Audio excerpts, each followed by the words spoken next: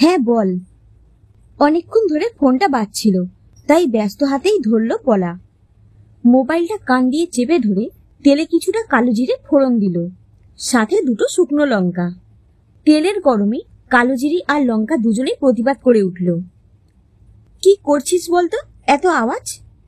সুমুর কথায় পলা বলল, রান্না বসিয়েছি, দীপ খেয়ে বেরোবে তো 9টা নাগাদ, তাই তাড়াহুড়ো করছি। সেদ্ধ ডালটা ফোড়ন দেওয়া তেলে ঢেলে দিতে দিতেই শুনল সুমু বলছে, আজ বিকেলে ভিডিও কলে আসবি তো? সুমু আর পলা সেই প্রাইমারি সেকশন থেকে বন্ধু। তারপর মাধ্যমিক উচ্চ মাধ্যমিক একসাথে কাটলেও কলেজ থেকে পুরো আলাদা, কিন্তু বন্ধুত্বের কোনো খামতি পড়েনি কখনো। মাঝে মাঝেই ভিডিও কল করে কথা বলে দুজনে। কি রে, শুনছিস? সুমু বলেই যাচ্ছে। আচ্ছা শোন না রে, দীপ বেরোলেই ফোন করছি তোকে। বলেই ফোন রেখে মাছের ঝোলে মন দিল পলা। ভালো করে ভাজছে কপিগুলো। ঠিক এই অসুবিধাই হয় পলার। বিয়ে হয়ে এসে থেকেই খাওয়া নিয়ে খুব সমস্যা হচ্ছে ওর। মাছের ঝোল, ডিমের ঝোল, মাংসের ঝোল সবই যেন একই রকম স্বাদ। কড়াইতে মশলা দিয়ে মাখিয়েই প্রেসার কুকারে দিয়ে দেন করুণা দেবী। 4-5টা সিটি দিয়েই নামিয়ে নিলেন। সবজিগুলো নামিয়েই সেই ঝোলে আধ ভাজা মাছ ছেড়ে দেন। খেতে গিয়ে সবজির মশলার কাঁচা গন্ধ লাগে পলার। কিছুতেই মুখে ওঠে না। 5 মাস হলো বিয়ে হয়েছে, কবে শেষ পেট ভরে খেয়েছে মনে নেই। বিয়ের পরের মাসেই দীপের জন্মদিন ছিল। সকাল থেকে রান্নাঘরে তোড়জোড়। দীপও অফিস যায়নি সেদিন দুপুরে। রান্নাঘর থেকে আসা গন্ধটাও বেশ সুন্দর, কিন্তু খেতে বসে প্রচন্ড আশাহত হয়েছিল ও। মাংসের ঝোলে পেঁপে আর আলুর খেলা দেখে চোখ ছানা বড়া হয়ে গেছিল পলার। ছবি তুলে বন্ধুদের হোয়াটসঅ্যাপ গ্রুপে দিয়েছিল। সবার সারাদিনের মজার খোরাক ছিল সেদিন ওটা। সুমু তো লিখেই দিয়েছিল, মাংসের ঝোলে পেঁপে আলু খেলে। আজও ভাবলে হাসি পায় পলার, কিন্তু সেদিন খুব কান্না পাচ্ছিল। খাওয়া মানুষের জীবনে একটা প্রধান অধ্যায়, আর সেখানে যদি অসুবিধা হয় তাও আবার নতুন পরিবেশ। কত রাত মুড়ি চানাচুর খেয়ে কাটিয়েছে পলা। বেশ করে কপিগুলো ভেজেছে ও, লাল লাল রং হয়েছে। এটাই বলতে চায় ও, যে একটু সবজিগুলো ভেজে নিলে কি ক্ষতি। করুণা দেবীর বক্তব্য, তাতে নাকি পুষ্টিগুণ নষ্ট হয়ে যায়। আরে ভাই, মুখের সইবে তবে না শরীরে গিয়ে পুষ্টি জমবে। আজ 3 দিন হলো করুণা দেবী নেই, বোনের বাড়ি গেছেন। শাশুড়ি আর বরের সংসারে শাশুড়ি যখন না থাকে মনটা কেমন ফুরফুরে হয়ে যায়। যবে থেকে শুনেছে পলা যে করুণা দেবী থাকবেন না, সেদিন থেকেই ঠিক করে রেখেছিল কি কি রান্না করে দীপকে খাওয়াবে, নিজে খাবে। উফ, বাঁচবে যেন ও। কতদিন চিংড়ি ভাপা খায়নি, বিরিয়ানি খায়নি, শিম ভর্তা, তারপর ফ্রাইড রাইস, চিলি চিকেন। যদিও কিচ্ছু রান্না করতে পারে না পলা। বিয়ের আগের দিনও মা খাইয়ে দিয়েছিল পলাকে। এত রকম কি পারবে চিন্তায় ছিল, কিন্তু রান্নাঘরে ঢুকে দেখলো দিব্যি পারছে। মা ইউটিউব সাহায্য করেছে। তার থেকেও বড় কথা, পেটের জন্য মানুষ সব করতে পারে, তাই হয়তো পলাও পেরেছিল। 3 দিন সকাল বিকেল ভালো ভালো রান্না করে খেয়েছে ও। ম্যাগি, মোমো, বিরিয়ানি, লুচি, আলুর দম কিচ্ছু বাদ দেয়নি। সব বাড়িতে বানিয়েছিল পলা। ছোট থেকেই দীপের খুব পেটের সমস্যা ছিল, তাই হয়তো অমন রান্নার ধারা করুণা দেবীর। সেই জন্য বাইরের কিছু আনায়নি পলা। দীপও খুব ভালোবেসেই খেয়েছিল, কিন্তু কেন যে কাল রাতে ওই কথাটা বলল, যখনই মনে পড়ছে মন খারাপ হয়ে যাচ্ছে পলার। এত শখ করে ভালোবেসে রান্না করে খাওয়ালে যদি এরকম কেউ বলে বড্ড কষ্ট হয়। একবার ইউটিউব খুলে দেখে নিল পলা। আলু আর কপি দিয়ে ঝোলটা ফুটে উঠলেই মাছগুলো দিয়ে দিতে হবে। প্রথম প্রথম রান্না, একটু ভয় তো লাগছেই। আসলে এই রান্নাই দুপুরে এসে খাবেন করুণা দেবী। মাছ সহ ঝোল ফুটে উঠতেই পলা দেখলো ঝোলের রংটা একদম লাল, কিন্তু লঙ্কার গুঁড়ো দেয়নি সেরকম। ভিডিওতেই দেখেছিল ফুটন্ত তেলে চিনি পড়লে এরকম রং আসে। খুব তেল মশলা তো দেয়নি, এটুকু করলেই তো পারেন করুণা দেবী। উনি এত সময় দেবেনই না। এতক্ষণে প্রেসার কুকারে 4টে বিকট আওয়াজ বেরিয়ে যেত। পলা একবার মুখ ঘুরিয়ে দেখলো প্রেসার কুকারটা বাসনের তাকের নিচে ঝিমোচ্ছে। থাক, আর একটা দিন বিশ্রামে, কাল থেকে আবার শুরু হবে ওর খাটনি। একভাবে খেটে যায় ও, খারাপও লাগে পলার। ভেবেই হাসি পাচ্ছে ওর। ঝোলটা হয়ে এসেছে, একটু হাতে নিয়ে খেয়ে দেখলো বেশ হয়েছে। কাঁচা গন্ধ লাগছে না তো। দেখার জন্য ঝোলটা আরেকটু নিল পলা হাতে। খেয়ে দেখলো না, সেসব গন্ধ নেই। কিন্তু কিছু একটা কম আছে। থাকবে কম, আজ দুপুরেও বেশ ভালো করেই খাবেও। আজ অব্দি খেয়ে নি, কাল থেকে দেখা যাবে। সুমু বলেছিল রান্নাঘরের দায়িত্ব নেই, না হলে না খেয়ে মরবি। সত্যি দুদিন কি আনন্দে কাটলো। শাশুড়ি মানুষটা ওর খারাপ না, খাওয়া বাদ দিয়ে উনি নির্ঝঞ্ঝাট, কিন্তু খাওয়াটাই যদি বাদ দিয়ে দেয় বাঁচবে কি করে? রান্না হয়েছে? দীপের গলা শুনে পলা হাত চালালো। সব তৈরি, এখন খালি বেড়ে দেবে। থালাটা টেবিলে দিতেই গুছিয়ে বসলো দীপ। ভাতের থালাটা টেনে নিতে নিতেই বলল, বাড়িতে মুড়ি আছে তো? মা কিন্তু রাস্তায় প্রায় এসে গেছে। দীপ জিজ্ঞেস করতেই অবাক হলো পলা। কেন, মুড়ি খাবে কেন?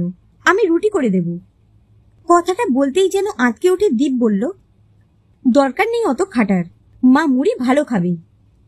একটু আহত হলো পলা। ভালো খাবে মানে? তার মানে পলার রান্না মুখে তুলতে পারবেন না করুণা দেবী, এরকমই মনে হচ্ছে শুনে। কাল রাতে তো বলেই দিল দীপ, কাল সকালে একটু হালকা রান্না করো তো, আর এসব ভালো লাগছে না। কথাটা বলার সময় কিন্তু খুব আয়েশ করে বিরিয়ানি খাচ্ছিল দীপ। কে জানে এরা কি ভালোকে ভালো বলতে পারে না। ভীষণ অবাক লাগে পলার। এই 5 মাসে কত কিছুকে ভালো বলেছে ও, অথচ প্রতি মুহূর্তে সেসবের সাথে মনে মনে লড়াই করেছে। আর ডাল দেব? জিজ্ঞেস করতেই মাথা নাড়ালো দীপ। বলল, না না, আর কি আছে দাও। দীপের মুখে যেন তাচ্ছিল্য। মাছের ঝোলটুকু হাতা দিয়ে দিল পলা। দীপ নিজের অজান্তেই বলল, কি রং হয়েছে? কথার মানেটা ভালো না খারাপ বুঝতে পারল না পলা। ভালো ধরে নিয়েই আর একটু ঝোল দিতে দিতে বলল, ঝাল মশলা খুব বেশি কিছু দিইনি, খেয়ে দেখো। দীপ ভাত মেখে মুখে দিচ্ছে আর খাচ্ছে। মাঝে প্রশংসা, আনন্দ, বাজে কোনো শব্দই উচ্চারণ করল না। এই বোধহয় ভালো বলবে দীপ। বারবার ভেবেও যখন কিছু বলল না, পলা নিজে থেকেই জিজ্ঞেস করল, ভালো হয়েছে গো মাছের ঝোলটা? দীপ মাথা নাড়িয়ে হুম বলে গ্লাস থেকে জল খেলো বেশ খানিকটা। তারপর গলাটা ঝেড়ে নিয়ে বলল, ভালো, তবে সেই খাঁটি স্বাদটা নেই। বলেই চেয়ার ছেড়ে উঠে দাঁড়ালো দীপ। পাতের দিকে তাকালো পলা। বেশ তৃপ্তি করে গুছিয়ে শেষ করেছে, কিন্তু প্রশংসার বেলায় গোছানো নেই। আমি আসছি, দরজা দিয়ে দাও। দীপ বেরিয়ে যেতেই রাগে ফেটে পড়েছে পলা। দিব্যি খেলো, কিন্তু খাঁটি স্বাদ নেই। কিসের খাঁটি স্বাদ, সেটা কিভাবে আসে? পলা নিজেও তো খেয়ে দেখেছে, একটু অন্যরকম, কিন্তু বেশ ভালো খেতে। আসলে প্রেসার কুকারে সেদ্ধ খাবার খেয়ে অভ্যস্ত যে, তার তো এত স্বাদ খাঁটি লাগবেই না। কান্না পেয়ে যাচ্ছে পলার। কে জানে মানুষ প্রশংসা করাতে এত কৃপণ কেন? আর রান্না করবে না পলা। যা পারে করুক, যা পারে খাক। পলা ভাববেও না, দেখবেও না। মায়ের বাড়ি চলে যাবে। কতদিন থাকবে, কবে ফিরবে কিচ্ছু জানে না ও শুধু জানে ও এভাবে এ বাড়িতে টিকতে পারবে না। পলা, খেতে আয়। ছায়াদেবীর ডাকে ফোনটা পাশে রেখে উঠে পড়ল পলা। ঘড়িতে 2:30 বাজে। ওই বাড়িতে এই সময় ভাত ঘুম দিতে যায় পলা আর করুণা দেবী। ঠিক 1:30টায় দুপুরের খাবার সেরে রান্নাঘরের দরজায় শেকল উঠে যায়। আবার 4টেতে চা। তার মাঝে ইচ্ছে করলেও কিচ্ছু খাওয়ার উপায় নেই। আর এ বাড়িতে 2:30টেতেও মায়ের খুন্তির আওয়াজ। এই 5 মাসে যেন ওই নিয়মগুলো খারাপ লাগলেও মেনে নিয়েছে পলা। সবকিছু খুব নিয়মিত। কি রে, আয়, কোন সকালে 2টো মুড়ি খেয়েছিস? এই হলো মা। মায়ের ডাকটাই আলাদা। আজ 5 দিন হলো এ বাড়িতে এসেছে পলা। এসে থেকেই শুধু খাওয়া আর খাওয়া। হরিকাকার আলু কাবলি থেকে সুরুচির মোগলাই, সাথে এটা সেটা তো বানিয়েই যাচ্ছেন ছায়া দেবী। উত্তমবাবু মেয়ে এসেছে বলে ব্যাগ ব্যাগ বাজার করছেন আর ছায়া দেবী রান্না করছেন। এত খেয়ে কাল রাতেই পলা বলেছে মাকে, কাল একটু হালকা কিছু খাবো। মনে পড়ল দীপেরও এরকমই একদিন চাহিদা ছিল। পরপর 3 দিন গুরুপাক খেয়ে একটু হালকা খেতে চেয়েছিল। খুব খারাপ লেগেছিল পলার। আজ মনে হচ্ছে খুব খারাপ কিছু চায়নি সেদিন দীপ। বেকার রাগ করেছে ও। এই 5 দিনে দীপ আর করুণা দেবী প্রায় 10-12 বার ফোন করেছে। জিজ্ঞেস করেছেন কবে ফিরে যাবে ও। এই কদিন একবারও মনে আসেনি। আজ হঠাৎ দীপকে নির্দোষ প্রমাণ করতে পেরে শ্বশুরবাড়ির কথা মনে পড়ছে পলার।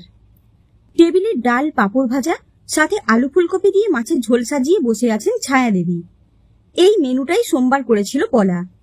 ছায়া দেবী মুগ ডাল করেছেন আর পলা করেছিল মুসুর, যেটা খেয়ে দীপ বলেছিল খাঁটি স্বাদটা আসেনি। আবার মাথাটা গরম হলো পলার।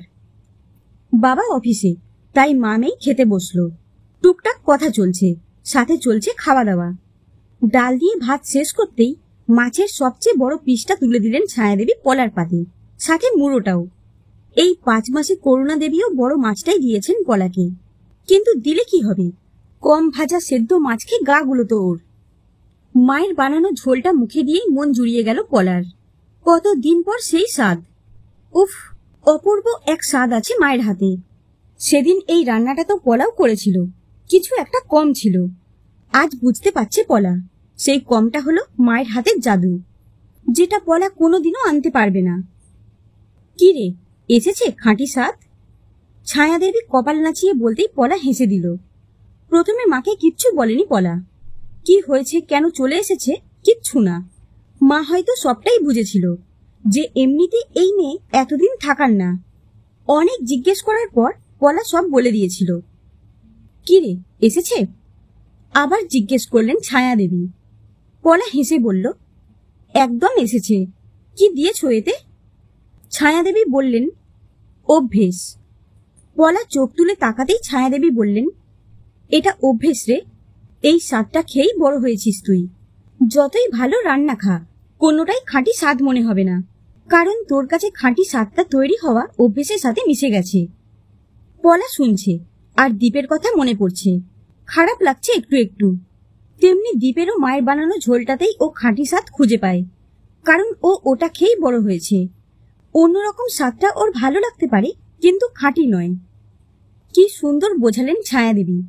মনটাও যেন খারাপ লাগছে পলার। ও বাড়ির জন্য কষ্ট হচ্ছে, করুণা দেবীর জন্য। তাও নিজেকে শক্ত করে বলল, তাহলে আমাকে কি ওই সেদ্ধ খেয়েই বাঁচতে হবে?